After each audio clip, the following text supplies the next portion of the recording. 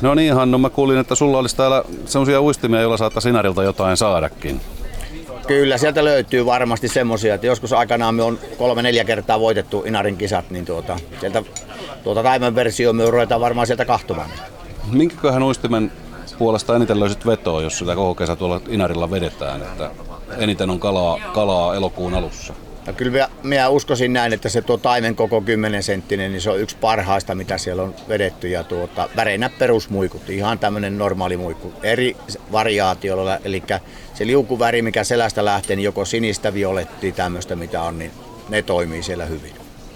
Kyllä meillä messuilla aika paljon tavaraa menee ja se, että jos katsotaan, niin meidän Taimen versiot, ne on 10-senttisiä, siellä käytetään eri pinnotteita, että meiltäkin löytyy materiaalipinnoitteita sillä, että siellä on kromit, hileet, tinapaperit, maalit ja hologrammit. Eli siellä on varsin monta vaihtoehtoa sinne ja kaikki toimii vähän eri keleillä sitten. Ja tietysti niitä löytyy samallekin kelille monia pintavaihtoehtoja, mutta se on, sen sanotaan näin kalastajan mukaan, mutta selkä ja runkovärit, niin ne ratkaisee aika paljonkin siellä. Entäs sitten, jos on tavallinen kalastaja, jolla ei ole nyt sellaista sävyvalikoimaa vaapuista, että löytyy sitten, jos nyt ostaa tuosta muutaman vaapun ja ajattelee, että siellä Inarilla tulee viikko oltua, niin minkä näistä vaapuista pistäisit mukaan? Kyllä minä ehdottomasti sinisen laitan. Musta-sininen joku hologrammi tai sitten tinapaperipintainen, ne on riittävän herkkiä uimaan, että lämpimälläkin veellä riittävän tiheä liike ja kylmällä veellä sitten kuitenkin hakevuutta ja kaikkea muuta niistä löytyy, niin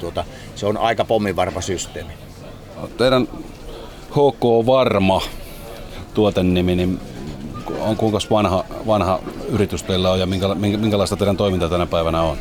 No meillä on sillä lailla, että meillä on työskentelee 5 henkeä meidän yrityksessä. Siellä on 3 palkollista ja emäntä ja minä. 2 ollaan sitten, jotka johdetaan sitä toimintaa. Ja sanotaan näin, että toiminta alkoi 94 vuonna virallisesti ja parikymmentä vuotta kohta tulee, on tehty ja koko ajan kasvaa. Ja varsin voimakkaasti kasvaa nyt viimeisinä vuosina, että ihmiset on mieltänyt ne tuotteet käyttöön. Ja ehkä kuhankalastus on sitä lisännyt. Että taimen on meidän se pohja ollut, millä me on pitkään tehty, mutta nyt on lisätty sitä kuhankalastuksen painetta sinne ja saatu hyviä tuotteita syntymään sinne.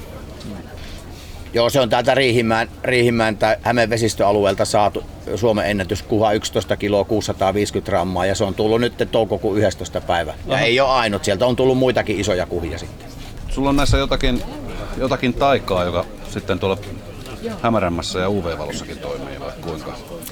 Joo, sanotaan taimeneen on tänä päivänä pystytään eri maalien ansiosta ja UV-maalit on meillä sellaisia, millä pystytään saamaan niin sanottua kelikestoa, eli on kirkas keli tai sitten jopa sadekeli tulee, niin sillä pystytään sitä kalastavuutta lisäämään sinne. Varsinkin nyt täällä meillä ympärillä niin sataa vettä, niin silloin alkaa korostumaan nämä UV-värit. Eli mulla on tämmöinen pikkainen UV-lampu, millä pystyy näyttämään sitä väriä, niin me nähdään tuosta tuo sininen, että se alkaa hehkumaan tuosta. Ja jos rupeaa vettä sataamaan, niin tämä sininen väri on varsin hyvä just siihen aikaan käyttää. Meiltä löytyy perushologrammista tuolta, sitten löytyy niin sanottu taikaväri, jossa sama juttu. Ja tämä on Inarin kisassa käytetty väri meillä, jolla me voitettiin kisa ja veettiin semmoinen 12 kiloa taimenta sieltä silloin ylös. Ja erittäin hyvä väri käyttää siellä. Voidaan pinkillä tehdä, violetilla tehdä, vihreillä tehdä, niin monia eri sävyjä, mitkä siellä on toimivia.